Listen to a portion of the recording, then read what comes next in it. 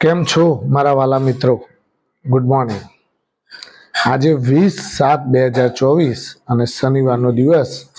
આજે રજાનો દિવસ શેર બજાર માટે. આજે અને આવતીકાલે 2 દિવસ આરામ શાંતિથી કરો. કશું જ વિચારવાની જરૂર નથી, કારણ કે બજાર અત્યારે હાલ ખૂબ જ તેજી બતાવી ચૂક્યું છે. આ અઠવાડિયું જે ગયું એ અઠવાડિયે આપણે જોયું તો જબરદસ્ત તેજી જોવા મળી બજારમાં. તેજી એટલે એવી તેજી કે આઈટી સેક્ટરે ધડાધડ બજારને ઉપર ખેંચી ગયું. પછી જ્યારે વીકનો છેલ્લો દિવસ, ગઈકાલનો દિવસ, એક ન્યૂઝ સાયબર સિક્યુરિટીના આવ્યા કે જેના કારણે સમગ્ર બજાર ઉપર નેગેટિવ અસર જોવા મળી. મેં તમને કહેલું છે મિત્રો કે જ્યારે પણ કોઈ પણ ઇન્ટરનેશનલી બેડ ન્યૂઝ આવે તો તરત જ આપણું જે સૂચકાંક છે, આર્થિક સૂચકાંક કહેવાય, શેર બજાર એ આર્થિક સૂચકાંક એને દર્શાવતું હોય છે.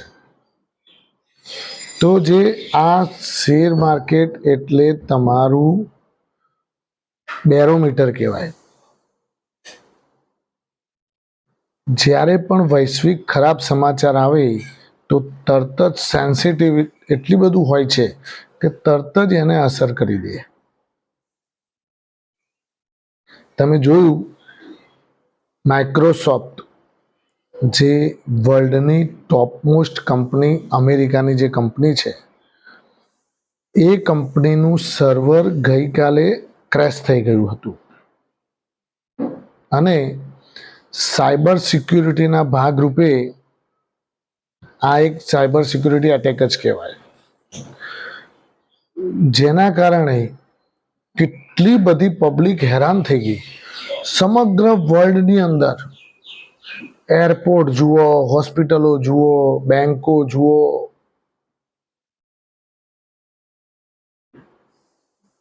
Each and everything.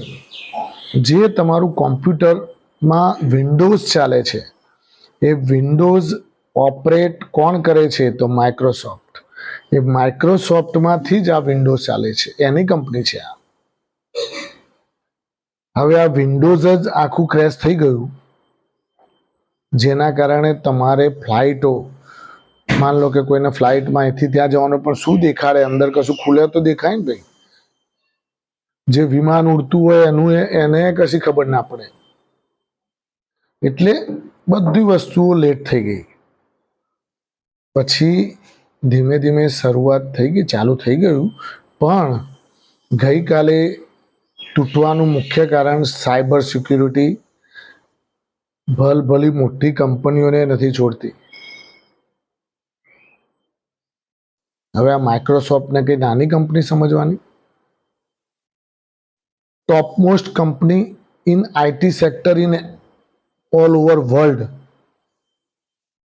Bill Gates, નામ સાંભળ્યું હશે તમે, જે એના ફાઉન્ડર છે. આ બિલ ગેટ્સ, એમણે મહેનત કરી અને આ કંપની બનાવેલી. અબજો ખરબો રૂપિયા, કેટલું તો દાન એ આપે છે. દાનવીરમાં ટોપમોસ્ટમાં એમનું નામ આવે, બિલ ગેટ્સનું. તો એ કંપનીમાં આવું સર્વર ક્રેશ થવાના કારણે ગઈકાલે બજાર એકદમ કડાકા ભૂસ એક ધારું તૂટતું ગયું અને 270 પોઈન્ટ, 270 થી 280 અંક નિફ્ટીમાં નીચે આવી ગયા. લગભગ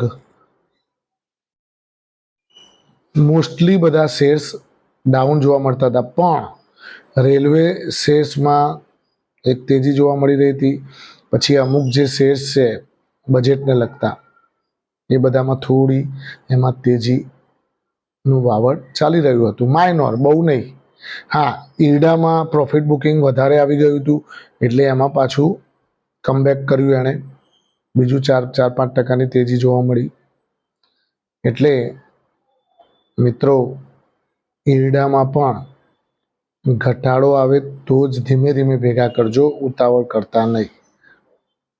કારણ કે બજારમાં ગમે ત્યારે ગમે તે વસ્તુ બને અને એની અસર ક્યાં થાય? સીધી શેર માર્કેટ ઉપર.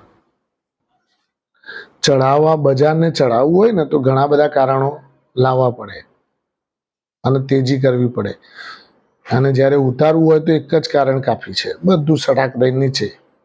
એટલે મિત્રો હંમેશા શેર માર્કેટની અંદર આપણે જ્યારે કામ કરતા હોઈએ ત્યારે નો ડાઉટ તેજીમાં જ આપણે છીએ, બુલ માર્કેટ જ છે, પણ આપણે થોડું કોશિયસ રહીને કામકાજ કરવાનું. કારણ કે ગઈકાલની મંદી આપણને કંઈક સંદેશ આપી રહી છે. તમે જુઓ, આપણા ઇન્ડિયન આઈટી શેર્સમાં ઇન્ફોસિસે ગઈકાલે થોડી લીડ કરી અને બજારને પકડી રાખ્યું. એફએમસીજી સેક્ટર પણ હવે આઈટીસી ને બધા બજારને પકડી રાખતા હતા. એટલે બજારમાં જ્યારે બજાર તેજી પકડતું હોય ત્યારે આ આઈટીસી ને બધા ઠંડા હોય પાછા, અને જ્યારે બજાર તૂટતું હોય ને તો આ લોકો જ બચાવે. Hindustan Unilever, ITC, Infosys, TCS, એટલે આ બધા જે છે ડિફેન્સિવ શેરો કહેવાય. આ ડિફેન્સિવ શેરો તમારે અમુક ટકા તમારા પોર્ટફોલિયોમાં રાખવા જોઈએ કે મંદી આવે તો આ લોકો પકડી રાખે, તમારા પોર્ટફોલિયોને તૂટતો આ લોકો બચાવે. અને હાથીઓ કહેવાય બજારના. 4-5, 5-5, 6-6 લાખ કરોડના આ લોકોના માર્કેટ કેપ છે. 7-7, 8-8 લાખના. ઇન્ફોસિસનું તો વળી 8 લાખ કરોડનું માર્કેટ કેપ છે, 8-9 લાખ કરોડની આસપાસ. તો આ બધા કંઈ નાના અમથા ચકલીઓ થોડી છે. તો મિત્રો અત્યારે હાલ બજાર કન્સોલિડેશન મોડમાંથી બહાર આવી, તેજી બતાવી અને પછી શુક્રવારે પાછી મંદી બતાવી. નેક્સ્ટ વીક એ ઇન્ડિયાના બજારના ન્યૂઝ ઉપર ચાલશે. આપણું બજેટ કેવું આવે છે અને એફઆઈઆઈ અને ડીઆઈઆઈ એ બજેટને કેવી રીતે પચાવે છે એના ઉપર તેજી મંદીનો માહોલ જોવા મળશે આવતા વીકમાં. કારણ કે આવતું વીક એટલે આપણે ડોમેસ્ટિક ન્યૂઝનું વીક કહેવાશે. આવતા વીકમાં 23 તારીખે બજેટ આવશે, રજૂ કરવાના છે. 23 તારીખ એટલે સમથિંગ મંગળવાર છે.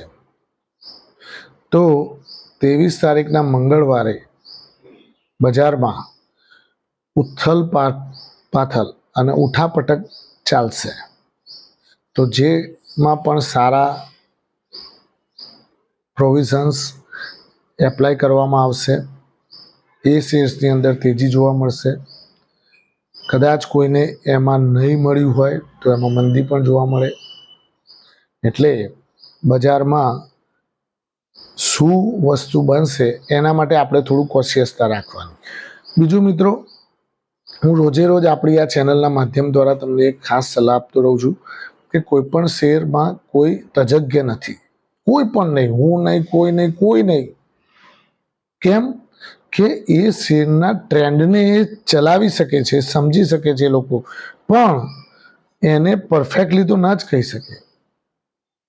હા, એના ટ્રેન્ડ પ્રમાણે એને કહી શકે કે ભાઈ આટલે સુધી એ જઈ શકે, પણ મંદી ક્યારેક આવી જાય ને તૂટી જાય તો તમે તો પાછા પકડીને બેસી જાઓ કે તમે તો કહેતા હતા ને અહીંથી ઉપર જશે, આ તો નેચો આવ્યો. એટલે આવું પણ થતું હોય છે. એટલે આમાં કોઈ તજજ્ઞ આપણું શું કરે? એટલે આપણે પહેલેથી જ હું કહું છું મિત્રો, તમે, હું, બધા જ આપણે બધાએ સાવચેતી રાખવાની, કોશિયસતા રાખવાની. આપણે આપણા શેર્સની અંદર જ્યાં પ્રોફિટ થતો હોય એને થોડો બુક કરતા રહેવાનું. બુક કરેલો હોય ને આવું તૂટ્યું હોય બજાર તો કોઈક લેવા થાય ને ભાઈ. કાલે કંઈક લેવા થયું હોત ને, જો તમે 10, 20, 30% પ્રોફિટ બુક કર્યો હોત ઉપરના લેવલે, તમને પ્રોફિટ થતો હોય એ શેરમાં, તો તમે કંઈક નીચા ભાવે પકડ્યું હોત ને, ભલે એ શેર ના પકડો તો બીજો કંઈક પકડવા મળે તમને સારા શેર્સ. એટલે મિત્રો સેક્ટર વાઇઝ ધીમે ધીમે તેજી કરી રહ્યા છે. ગઈકાલે પણ 2-3 દિવસથી તમે જુઓ TTML એક Tata tele services Maharashtra limited TTMLમાં 77-78 રૂપિયા પડી રહ્યો હતો પથરાની જેમ છેલ્લા 8 મહિનાથી. 108 રૂપિયા 111 રૂપિયા ગઈકાલે જી આવ્યો અને 100ની આસપાસ કંઈક બંધ આવ્યો છે. એટલે ગમે ત્યારે સેક્ટર વાઇઝ આ ટેલિકોમ સેક્ટરમાં આ લોકોએ તેજી કરી નાખી. પછી MTNL જુઓ, MTNLમાં પણ ધુઆધાર તેજી જોવા મળી. એટલે આ બધી સેક્ટર વાઇઝ ધીરે ધીરે જે નથી ચાલ્યું એને ધીમે ધીમે આ લોકો ચલાવે છે. એટલે જે ચાલી ગયું છે એને એ લોકો કન્સોલિડેટ કરાવે, ઉપર નીચે કરાવે, અને જે નથી ચાલ્યું એને પછી ઉપર લઈ જાય પાછા. એટલે આવું કરે છે આ લોકો. એટલે તમારે તમારી જાતે પોતે સમજી વિચારી અને કામકાજ કરવાનું. તેજી અને મંદી એ બજારનો સિદ્ધાંત છે, શેર બજારનો.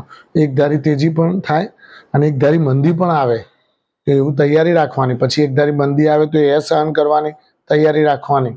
કારણ કે મંદી એ બહુ મોટી મંદી આવતી હોય છે જ્યારે આવે ત્યારે. એ પછી કોઈને પૂછવા રહેતી નથી. એમાં તો ભલભલા હાલી જાય કે સાલું હવે શું રોજ પોર્ટફોલિયો ઘસાતો હોય. લાખ રૂપિયાનો પોર્ટફોલિયો હોય તો 90 થાય, 85 થાય, 80 થાય, 75 થાય, 60 થાય, 50 થાય, 45 થઈ જાય, 50% ઘટી જાય.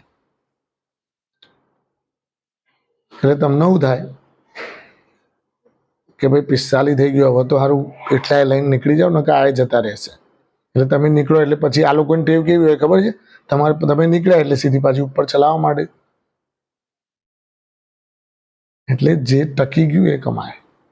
Thank you very much. Long ટર્મના ઘોડા બનવાનું. ઉપર નીચે તો માર્કેટ છે, ત્યાં કરે 10 રૂપિયા શેર ઉપર જાય, 10 રૂપિયા નીચે પણ આવે. એમાં ચિંતા કે ડરવાની જરૂર નથી. કંપનીના ફંડામેન્ટલ ચેક કરીને ઇન્વેસ્ટમેન્ટ કરવાનું મિત્રો. Thank you very much. ખૂબ ખૂબ આભાર મિત્રો. આવનારું વીક તમારા માટે બજેટમય અને સારું સિલેક્ટિવ શેર્સમાં તેજી જોવા મળે અને તમે એમાંના એક હો કે જે તમારી પાસે એવા શેર્સ પડ્યા હોય અને એમાં તેજી થાય એવી આપણી ચેનલ વતી શુભેચ્છાઓ. Thank you very much.